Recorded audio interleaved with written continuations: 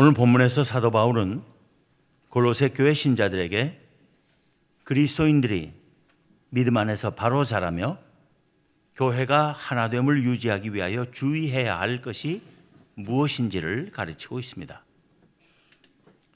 따라서 오늘 우리도 경청해야 할 말씀입니다.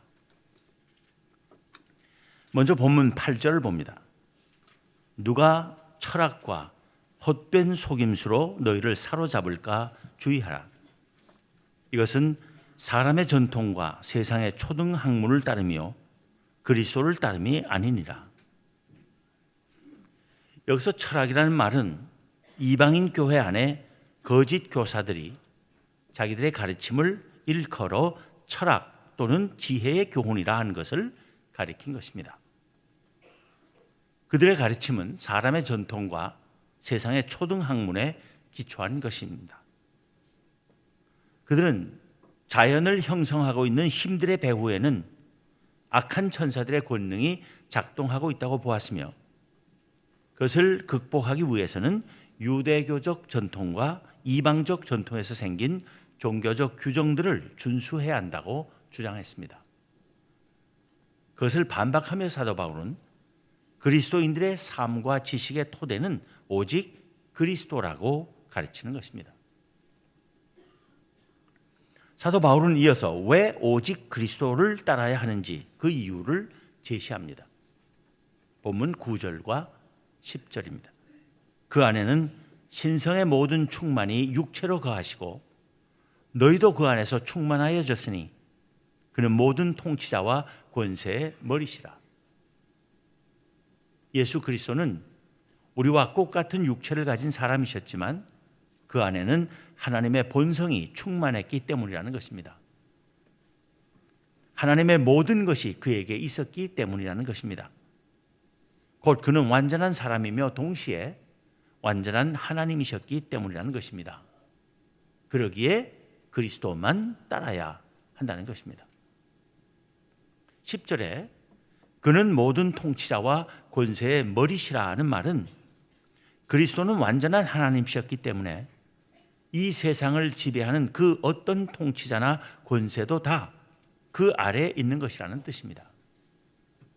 그런 그리스도 안에서 모든 그리스도인은 충만해질 수 있다는 것입니다. 우리도 그리스도 안에서 충만해진다는 것은 우리 또한 완전히 하나님처럼 된다는 뜻은 아닙니다. 우리가 구원받고 하나님의 백성으로 살기 위해 필요한 모든 것을 우리가 그리스도와의 연합을 통해서 갖게 된다는 뜻입니다.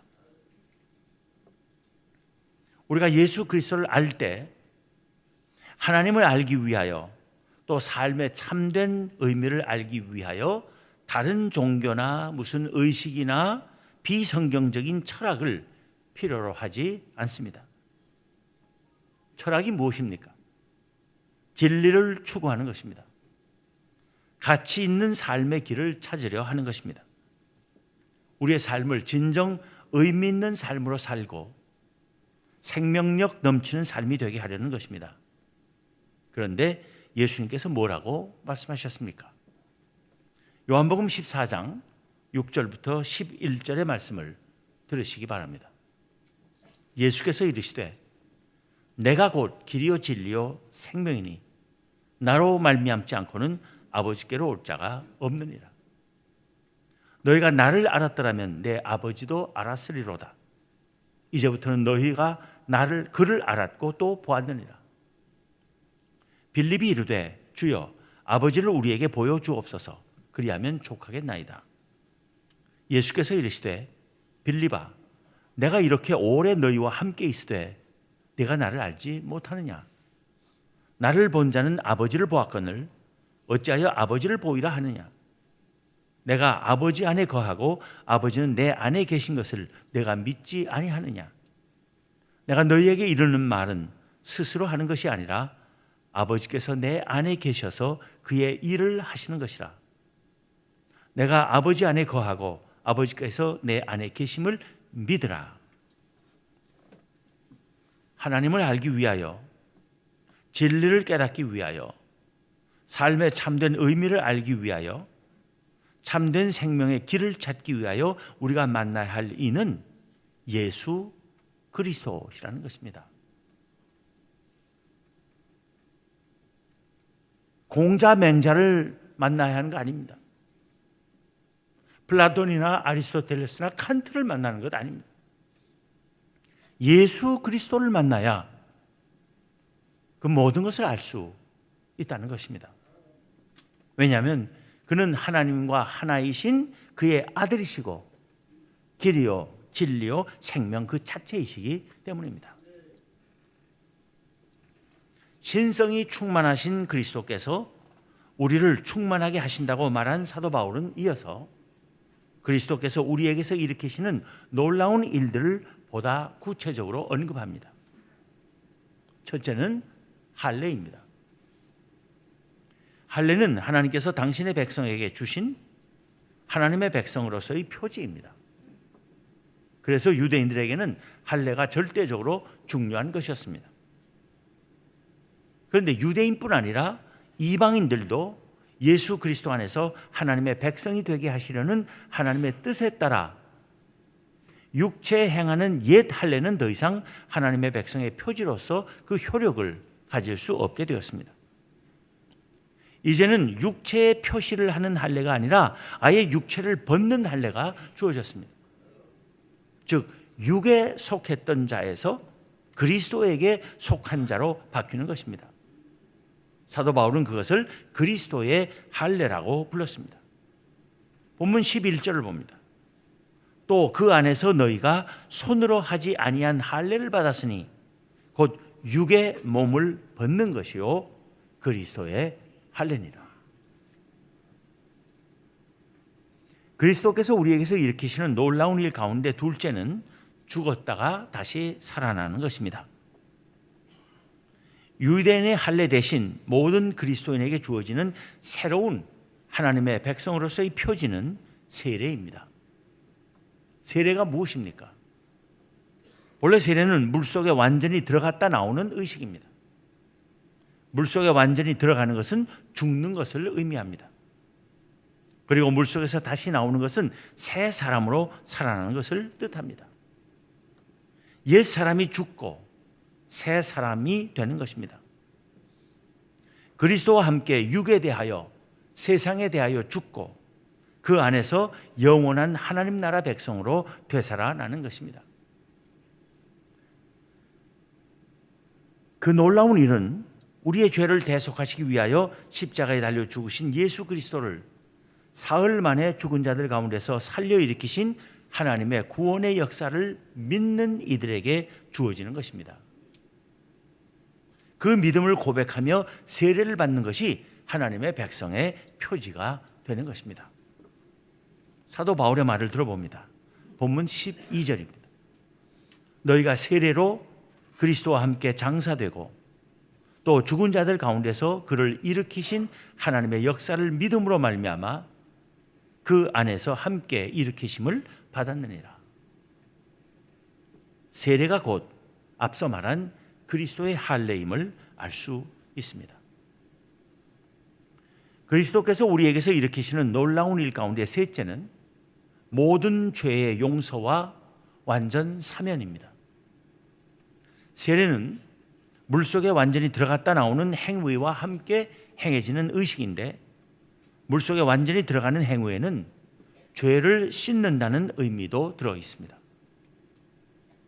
사도 바울은 본문 13절 14절에서 쓰기를 또 범죄와 육체의 무할례로 죽었던 너희를 하나님이 그와 함께 살리시고 우리의 모든 죄를 사하시고 우리를 거스르고 불리하게 만드는 법조문으로 쓴 증서를 지우시고 제하여 버리사 십자가에 못 박으시고 합니다.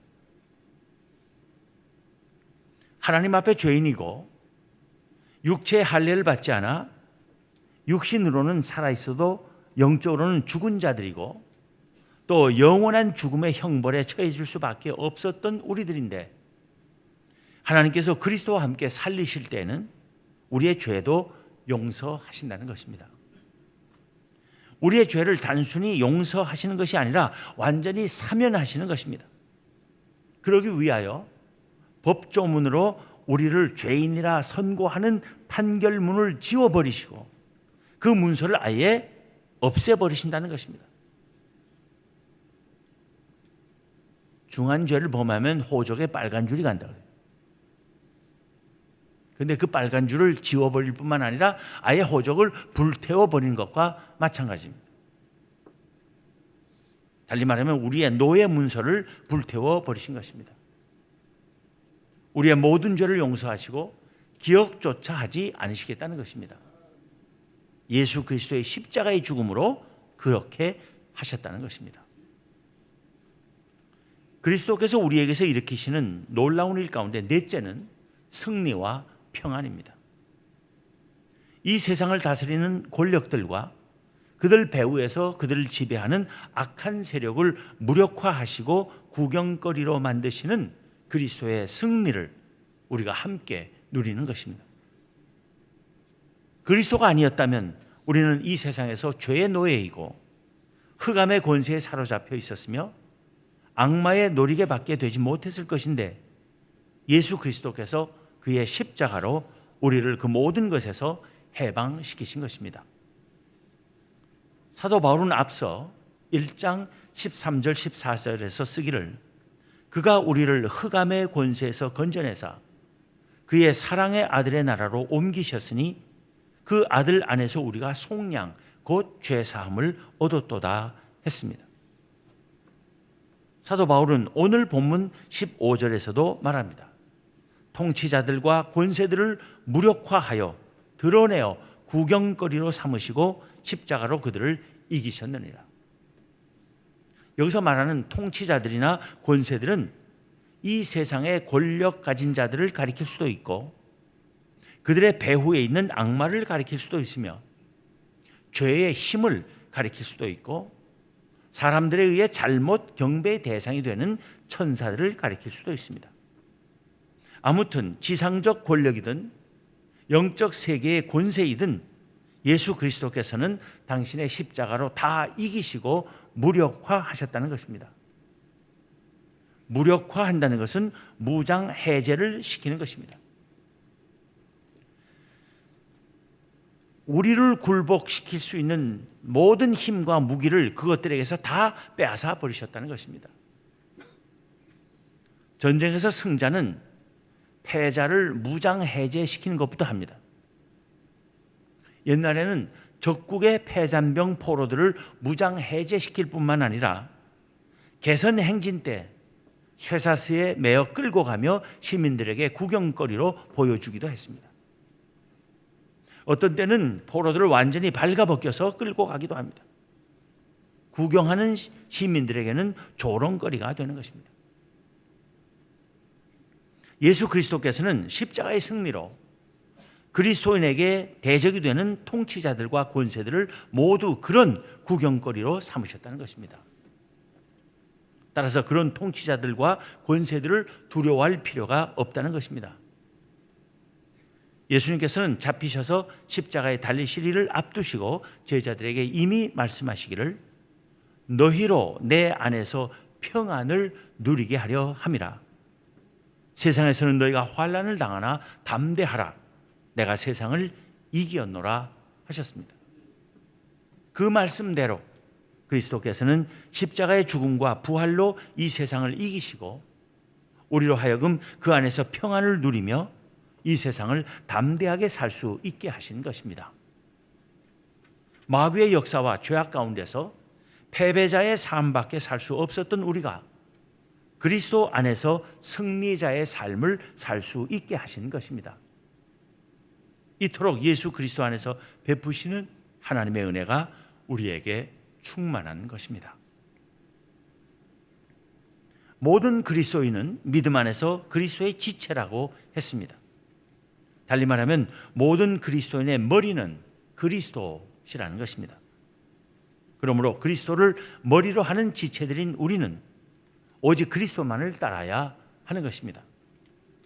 그리스도인이 그리스도 외에 다른 어떤 것을 머리로 삼고 그 가르침이나 지시를 따를 필요가 없으며 그렇게 하려 해서도 안 되는 것입니다.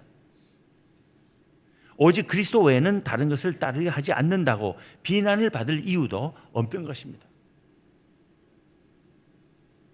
몸은 그 몸이 붙어있는 머리를 따라가야 되는 것입니다. 자기 몸이 붙어있는 머리가 아닌 엉뚱한 머리를 쫓아가려 해서는 안 된다는 말입니다. 사도 바울의 권면을 들어봅니다. 본문 16절입니다. 그러므로 먹고 마시는 것과 절기나 초하루나 안식일을 이유로 누구든지 너희를 비판하지 못하게 하라. 이 권면 속에는 사람의 전통과 세상의 초등학문을 따르는 거짓 교사들의 가르침이 무엇인지가 드러납니다. 그 가르침은 먹고 마시는 것에 관한 규정들입니다. 또 절기나 초하루나 안식일을 어떻게 지킬 것인가 하는 데 관한 규정들입니다. 여기서 절기란 매년 지키는 명절을 말합니다. 매년 초막절이나 유월절을 지키는 것 같은 것입니다. 초하루는 매월 지키는 날을 말합니다. 안식일은 매주 한 번씩 지키는 날입니다. 유대인들에게 있어서 초하루란 초생달부터 시작되는 새 달의 첫날을 말합니다. 여기서 초하루는 음력 초하루의 축제를 가리켜서 한 말입니다. 매달 초하루에는 번제물과 화목제물을 드리는 것이 하나님께서 모세를 통해 주신 명령 중 하나였습니다. 아무튼 이러한 의식들이 유대인들을 이방인들과 구별시키는 것이었습니다. 따라서 유대교 전통을 중시하는 사람들은 하나님을 믿는다 하면서 이러한 의식들을 지키지 않는 사람들을 비난했던 것입니다. 그리스도를 믿음으로 해서 얻는 자유를 모르는 거짓 교사들도 그렇게 가르치며 비난했는데, 그런 가르침과 비난을 교회 안에서 허용하지 말며 그런 가르침과 비난에 의해 신자들이 영향을 받지 않게 하라는 것입니다. 이렇게 먹고 마시는 것과 절기나 초하루나 안식일을 이유로 누구든지 너희를 비판하지 못하게 하라 한 사도 바울은 이어서 그 이유를 설명합니다. 본문 17절입니다. 이것들은 장래일의 그림자이나 몸은 그리스도의 것이니라. 이것들은 장래일의 그림자라는 말은 음식에 관한 규정이라든가 특정한 날이나 절기들의 준수에 관한 규정 같은 것은 모두 그러한 규정들이 주어질 당시에서 볼 때 장래에 예수 그리스도를 통해서 완전히 드러날 것이었던 하나님의 본성과 그의 뜻을 어렴풋이 보여주는 그림자에 불과했다는 뜻입니다. 따라서 그 그림자의 몸통, 즉 그림자의 실체이신 예수 그리스도께서 오신 지금은 더 이상 그 그림자를 따를 것이 아니라 실체 그 자체이신 그리스도를 따라야 하고 그것으로 족하다는 말입니다. 그림자는 그 그림자를 낳는 어떤 물체를 대충 짐작할 수 있게 해줘요. 그림자가 네모 반듯하면 그 물체도 네모 반듯한 것이라고 짐작할 수 있습니다. 그림자가 동그라면 물체가 둥그란 물체라고 짐작할 수 있어요. 사람 그림자를 보면 그게 사람 그림자인지 대충 짐작할 수 있어요. 그러나 그림자는 윤곽만 보여주지 눈과 코와 입과 귀가 어떻게 생겼는지를 보여주지는 않습니다.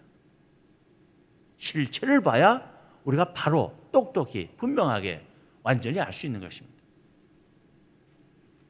음식에 관한 규정이나 절기들에 관한 규정은 예수 그리스도를 통해서 온전히 드러나게 될 하나님의 본성과 뜻의 그림자에 불과했다.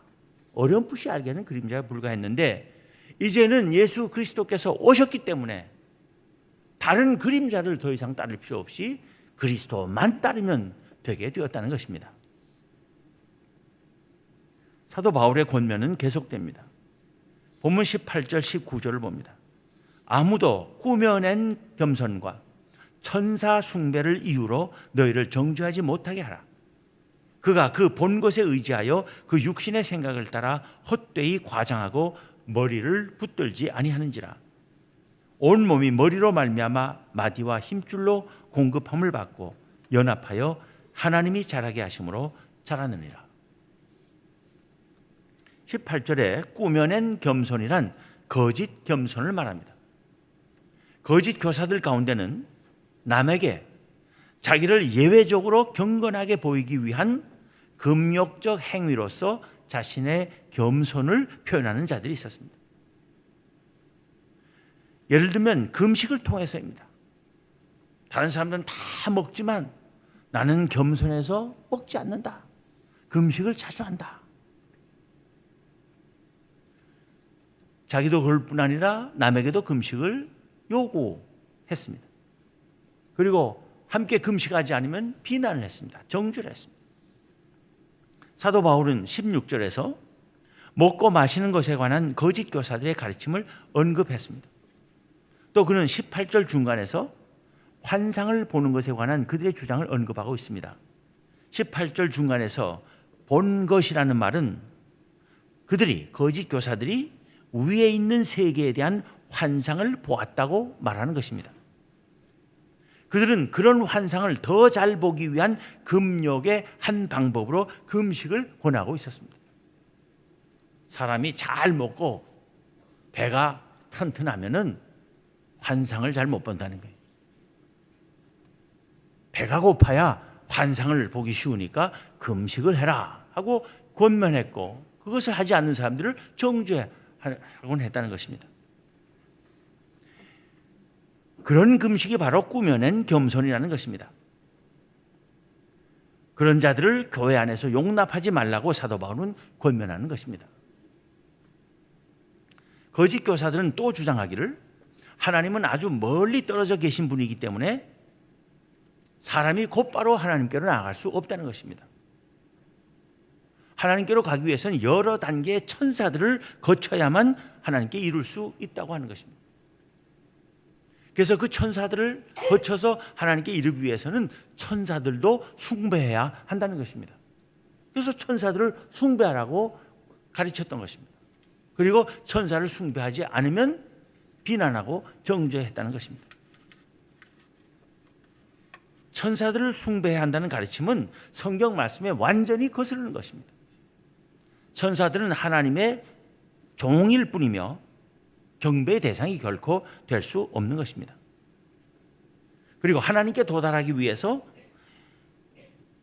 천사를 숭배하는 것은 신성의 모든 충만이 그 안에 거하시는 예수 그리스도와 그의 죽음과 부활로 얻은 구원의 완전성을 부정하는 것입니다. 예수 그리스도께서 신성이 부족해서 그 부족한 부분을 천사들로 보충하겠다는 생각입니다. 예수 그리스도의 구원이 완전하지 못하기 때문에 천사들을 숭배함을 통해서 그것을 채우겠다는 것입니다. 그래서 하나님께 도달하겠다는 겁니다.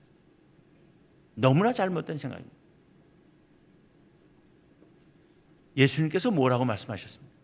나로 말미암지 않고는 아버지께로 올 자가 없느니라. 예수님만이 우리가 하나님께 나아갈 수 있는 유일한 길입니다. 예수님께서 우리에게 주신 그 구원이야말로 완전한 구원입니다. 구원이 무엇입니까? 하나님과 더불어 사는 것입니다. 하나님께 나가고 하나님과 하나 되는 것입니다. 그런 자들은 그들이 보았다고 하는 환상, 그것을 육신의 생각을 따라 헛되이 과장하며 떠드는 자들이라고 사도 바울은 경고하며, 그런 자들이 자기들처럼 천사를 숭배하지 않는다고 신자들을 정죄하는 일을 교회 안에서 용납하지 말라는 것입니다. 19절에서 머리를 붙들지 않는다는 것은 머리 되신 예수 그리스도에게 연결되지 않았다는 말입니다. 거짓 교사들의 결정적인 잘못은 그들이 예수 그리스도에게 연결되지 않은 것이라고 사도 바울은 지적하는 것입니다. 모든 지체는 머리에 달려 있어 한 몸으로 연합되고 머리가 지시하는 대로 움직이는데, 우리의 머리이신 예수 그리스도에 붙어있지 않는 자들의 말에 귀 기울일 필요가 없다는 것입니다. 귀 기울이지 말라는 것입니다. 예수 그리스도에게 연결되지 않은 자들의 가르침은 헛된 속임수일 뿐이라는 것입니다. 그런 자들의 가르침은 신자들을 혼란에 빠뜨리고 한 몸이어야 하는 교회를 분열시킬 뿐이므로 그들의 철학과 헛된 속임수에 사로잡히지 않도록 주의하라 한 것입니다. 하나님께서 그리스도인을 성장시키시고 교회를 하나 되게 하시는 것은 오직 우리의 머리이신 예수 그리스도와 그의 말씀 안에서입니다. 예수 그리스도를 교회의 머리로 믿고 고백하는 우리는 예수 그리스도를 통해 계시되는 하나님과 그의 말씀 외에 다른 거짓 가르침과 헛된 속임수에 현혹되고 흔들리지 않도록 항상 성령의 인도하심을 구하며 하나님의 말씀에 더욱 귀 기울여야 할 것입니다. 기도하겠습니다.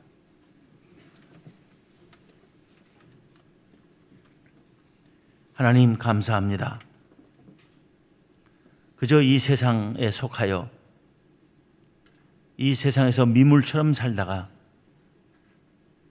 이 세상과 더불어 영원한 멸망을 맞을 수밖에 없었던 저희들인데 하나님께서 저희들을 사랑하시고 택하시고 예수 그리스도의 지체들로 만들어주신 그 놀라운 은혜를 감사합니다. 예수 그리스도를 저희의 머리가 되게 하시고 그의 말씀을 따라 살 수 있는 특권과 영광을 베푸신 그 은혜를 찬양합니다. 하나님, 저희가 그리스도에게 속해 있사오니 세상 다른 어떤 것을 의지하고 기대하고 또 세상의 가르침을 따라 살려고 하는 어리석음을 범하지 않도록 저희들을 붙들어 주시기를 원합니다. 영원한 길이요 진리요 생명 되신 예수 그리스도를 온 세상에 알리고 전하는 일에 귀하게 쓰임받는 저희들 되게 하여 주시옵소서. 저희들이 먼저 오직 예수 그리스도만을 따르며 그의 말씀만을 순종하며 그 안에서 승리와 평안을 누리는 저희가 되게 하여 주시옵소서. 우리 주님 예수 그리스도 이름으로 기도하옵나이다. 아멘.